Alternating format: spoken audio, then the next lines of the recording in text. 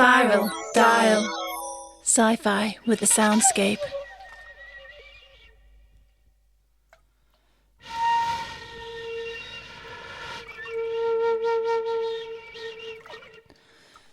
The purple island came closer and closer.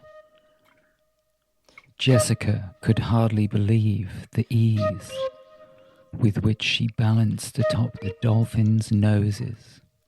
With every meter, she felt a little stronger. Perhaps Pyrope had been right, after all. "I'm always right, sister," Pyrope grumbled. "Do not doubt me again. And watch your step. We still need to make it ashore in one piece. The dolphins will not be able to carry us all the way." All the way? Jessica could see the shore only a matter of 100, perhaps even 50 meters ahead. Peering, she realized that the water ahead looked considerably rougher. The waves were breaking, but breaking on what? Too late, she saw the shadow of the reef ahead of them. Still balanced upon the dolphins, she felt them give her a firm shove. For a second, she teetered atop a vertical blue drop, the height of a house, maybe two. She had tried surfing once before in her military days. It looked rather like she was about to experience the wipeout of all wipeouts. Closing her eyes, she held onto Finn and hoped for the best. Just as she felt sure she was about to be pounded to pulp on the coral below, she felt a well-placed shove propel her along the wave. She found herself surfing, lying horizontally along the wave, shooting towards the sandy beach.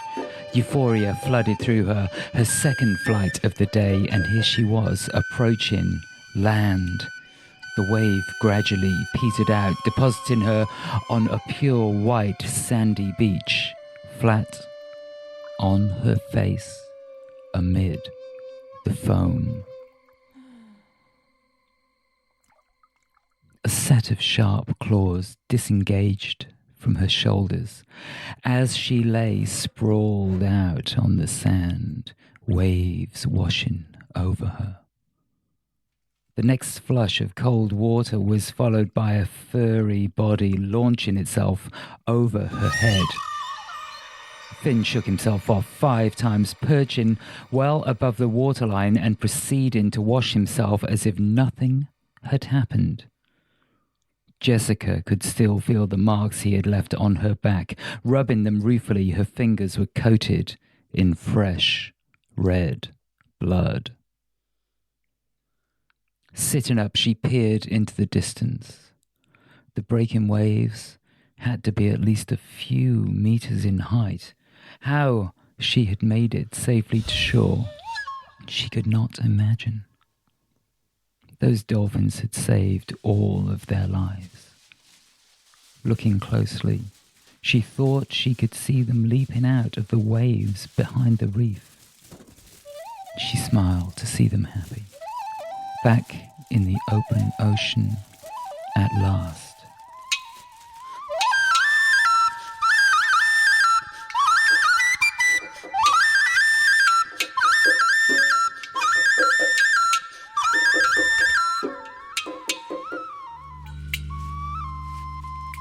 The sand felt good on her skin.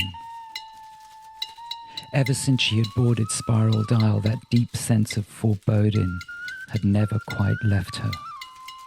This was the first time she had felt completely and utterly relaxed. Plus, the dingy white robe she had been sporting ever since Patricia's contest had been rinsed bright white during the journey. Not a trace of blood or grime remained. She arched her back enjoying the feeling of the sun on her skin.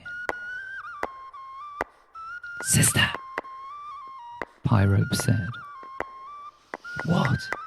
"We are back on the earth, just as you wanted. Can't you stop complaining for a second?"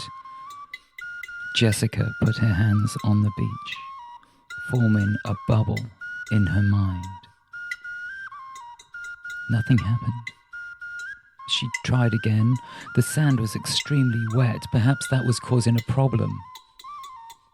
In the back of her mind, she could feel Pyrope's disquiet.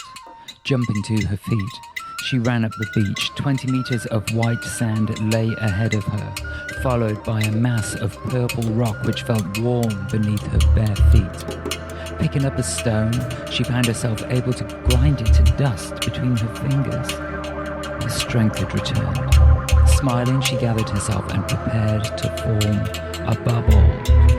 "No, no, no, no!" Pyrope screamed.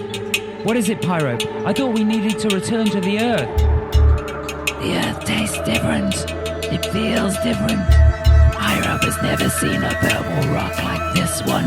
Something is not right here, Jessica. We must be very careful," Pyrope said. "What do you suggest?" Jessica said. "Let us return to the wet side. Take that bolt, and we will see what happens when we make a bubble."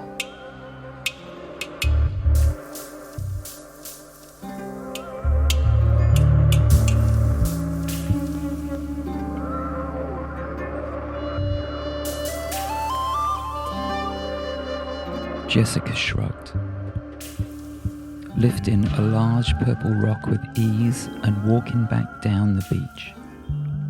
Sitting down in the shallow water, she lifted the rock atop her lap and carefully formed a bubble through her hand. The rock felt warm under her skin.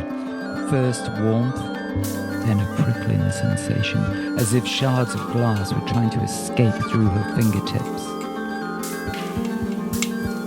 Before her very eyes, dark veins began spreading up her arms, forming bubbles in her skin, bursting, discharging noxious pus into her lap.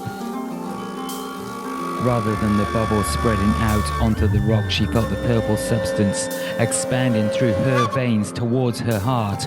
Horrified, she tried to push it back, to no avail. Her body was decaying. She could taste her tongue as it disintegrated into the back of her throat. First one tooth, then more fell from her mouth, embedding themselves into the white sand. Pushing the sand aside with her feet, she felt a hard lump beneath her, embedded in the sand. She tried to free it and saw the outline of a human jawbone. Lying next to it, a fractured femur. She saw it now. This was not coral. The whole island was made of fragments of human bones. Teeth on teeth, fingers on fingers, adult bones and children's bones, human bones and animal bones, the skeletons of those who had gone before her. She could feel the death and decay spreading into her, taking her over, taking her over, taking her over, her very being. The shadow of the ship rose up above her, circling the island just outside the reef. Of course, they were watching her. Was that a flash of light? A reflection of binoculars? The captain, perhaps, sitting in their office laughing at the denouement of the twisted plan. As her thoughts descended into darkness, she could only hope against hope that Morven and Archie had got away, that they would not perish in vain.